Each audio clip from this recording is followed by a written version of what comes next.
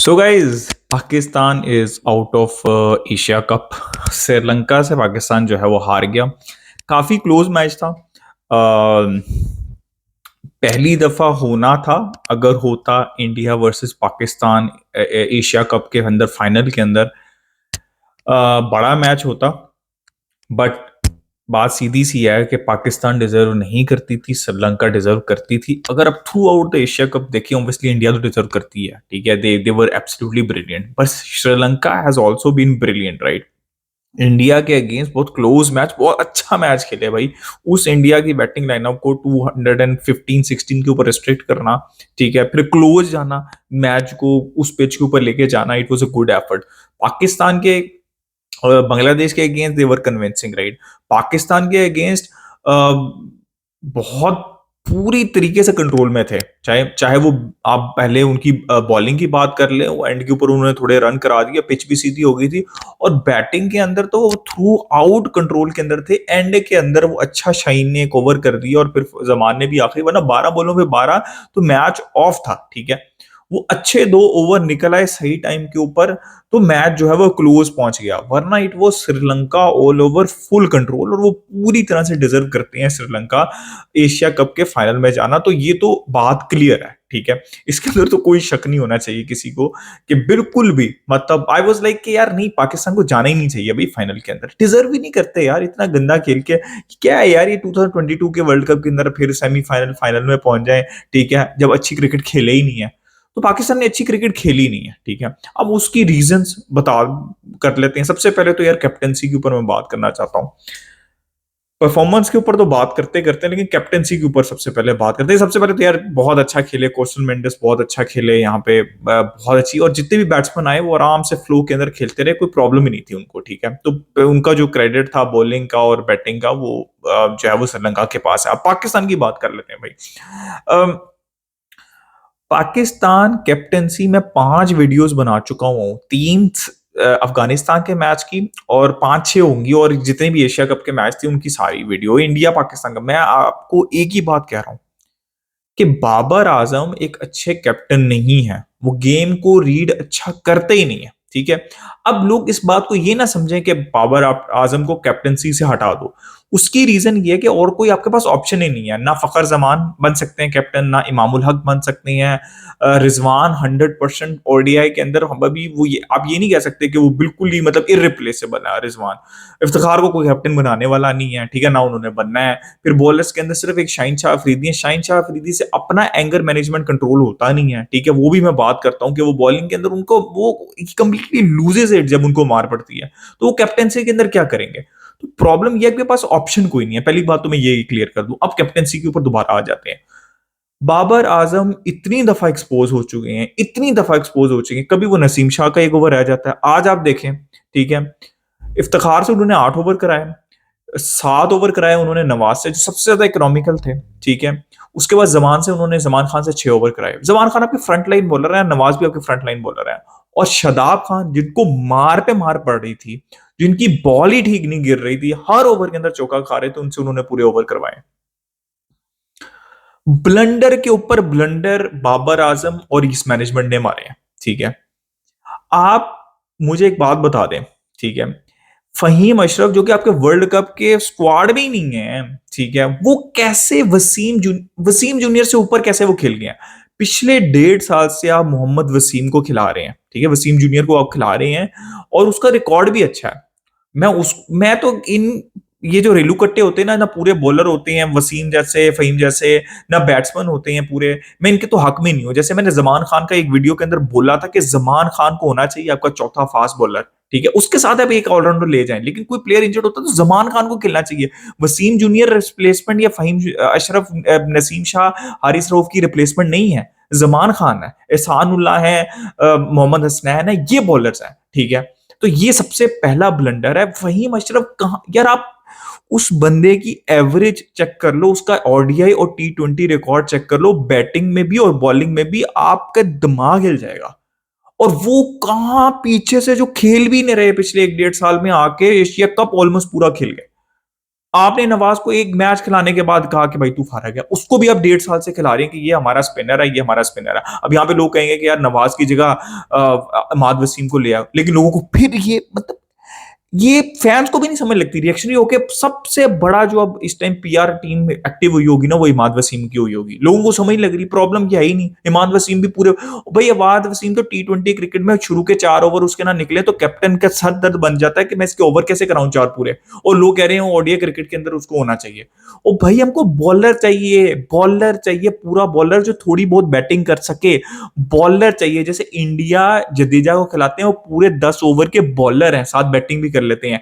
फिर वो कुलदीप यादव को खिलाते हैं जो कि प्रॉपर विकेट टेकर है, उनको कोई गर्ज नहीं है कि वो फील्डिंग कैसे करते हैं, वो बैटिंग कैसे करते हैं, उनको विकेट टेकर पूरा लेग स्पिनर चाहिए, जो कि शादाब है ही नहीं।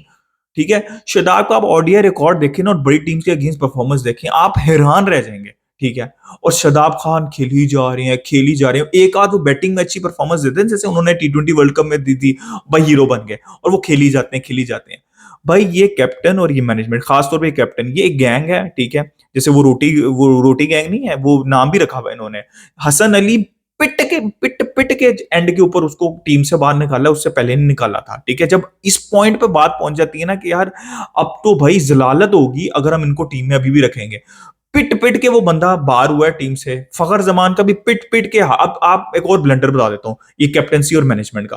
आपने एक दिन पहले टीम अनाउंस कर दी, ठीक है, एक दिन पहले आपने टीम अनाउंस की ना, उसके अंदर इन्होंने क्या रखा हुआ था, इन्होंने हारिस को ओपन रखा था और फखर जमान को ड्रॉप किया था, और आगा सलमान की जगह आए थे सऊद शकील। ठीक है, अब आप ब्लंडर चेक करें, इमाम उल हक को हो गया बैक स्पैज्म, अब इमाम उल हक नहीं खेल रहे, अब उसकी जगह इन्होंने हारिस को अब्दुल्ला शफीक के ऊपर पता नहीं कहां से ले, हालांकि अब्दुल्ला शफीक आपके इतनी देर से थर्ड ओपनर है। ठीक है, ये खेलेंगे अगर कोई आउट ऑफ फॉर्म होगा या इंजर्ड होगा, तो अब्दुल्ला शफीक को आपने नहीं खिलाया। तो आपने, मुझे ये साइकी समझ लगी कि फखर जमान आपको एक तेज खेलने वाला चाहिए, इमाम उल हक आहिस्ता खेलता है, वो पूरी इनिंग को कैरी करता है, तो आप लाइक टू लाइक रिप्लेसमेंट चाह रहे हैं, हारिस को ओपन अप करा रहे हैं, समझ लगी।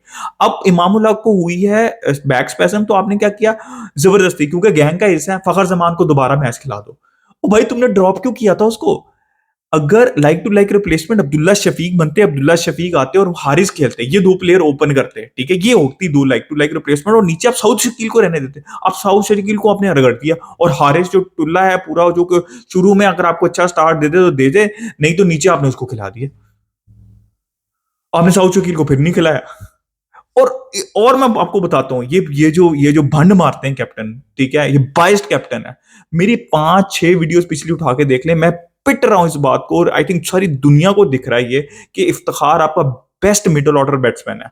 वो बाबर आजम से भी अच्छी फॉर्म के अंदर है। वो एक वाहिद बैट्समैन है जो कि फास्ट बॉलर और स्पिनर्स को इक्वली गुड खेलता है। ये क्या करते हैं उसके साथ, उसको मैं कह कह के, आई थिंक हर कोई बंदा कह कह के थक गया कि उसको 5वें नंबर पे खिलाओ, he is your best middle order batsman. हो क्या रहा है आप सलमान अली आगा को उसके ऊपर खिलाते हैं, आज तो आपने हद ही कर दी। ठीक है, आपने हारिस को उसके ऊपर खिला दिया, मतलब आप इमेजिन करें, उसके बाद आपने नवाज को इफ्तिखार के ऊपर खिला दिया। आप इमेजिन करें बायसनेस, ये किसी और प्लेयर के साथ नहीं होगा, लेकिन वो इफ्तिखार एक ऐसा प्लेयर है जो कि फाड़ के ना, इनकी इनकी फाड़ के टीम के अंदर है। ठीक है, वरना ये रखना नहीं उसको चाहते होंगे, मैं आपको लिख के देता हूं। ये ब्लंडर के ऊपर ब्लंडर, ये पूरी मैनेजमेंट और ये कैप्टन क्लूलेस है। मैं आपको फैक्चुअल बात बता रहा हूं, मैं आपको इधर उधर रिएक्शनरी वो जो होता है ना कमेंट्स, वो नहीं दे रहा, मैं आपको ये सारी फैक्चुअल बातें बता रहा हूं। अब आप वर्ल्ड कप, हम जाएंगे वर्ल्ड कप में, आपका कुछ भी सेटल नहीं है। ठीक है, फखर जमान कि अब कौन, अब्दुल्ला शफीक को आपने सिर्फ एक गेम दिया। ठीक है, हारिस को आपने मिडिल ऑर्डर में दिया, वो भी एक गेम दिया। ठीक है, तो ये आप गए। अब अब्दुल्ला शफीक ने वो तो थोड़ा बहुत उसने कर दिया, तो अब अब्दुल्ला शफीक के साथ चले जाएंगे। ठीक है, लेकिन फखर जमान का क्या, क्या उसको ड्रॉप करेंगे वर्ल्ड कप के लिए? आपने ट्राई नहीं किया।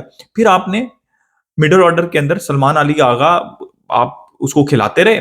फिर आपने साउथ शकील को एक गेम दिया जिसके अंदर वो रन आउट हो गया था, आपने उसको उसके बाद गेम ही नहीं दिया, आपने वहां पे भी टेस्ट नहीं किया, तो आप मिडिल ऑर्डर में भी एक क्वेश्चन मार्क लेके जाएंगे। और सबसे बुरी तरह आपकी बैटिंग तो फ्लॉप हुई है, आपकी बॉलिंग एक्सपोज हुई है। क्या हुई है? एक्सपोज हुई है। 3 आपके पास बेहतरीन फास्ट बॉलर हैं, ठीक है, जिसमें से एक फास्ट बॉलर शाहीन शाह अफरीदी का, 2 बहुत अच्छी बॉलिंग कर रहे हैं। अफरीदी का मसला ये बना हुआ है कि भाई वो पहले इन स्विंग करता था 145 और 150 के दरमियान, जब उसके पहले 3-4 ओवर होते थे, आप देखते हैं वो इन स्विंग आती थी स्पीड के साथ, तो वो मैनेज नहीं होती थी। इन स्विंग उसकी अभी भी आ रही है लेकिन स्पीड ही नहीं है उसकी, तो वो आराम से मैनेज हो रहा है। तो अब अभी उसके दिमाग में यही है कि मैं करी जाऊं, करी जाऊं, करी जाऊं। उसको ना खुद समझ लग रही है और ना ये कैप्टन साहब ना मैनेजमेंट कोई समझाने वाली है ही नहीं कि गो बैक टू बेसिक्स।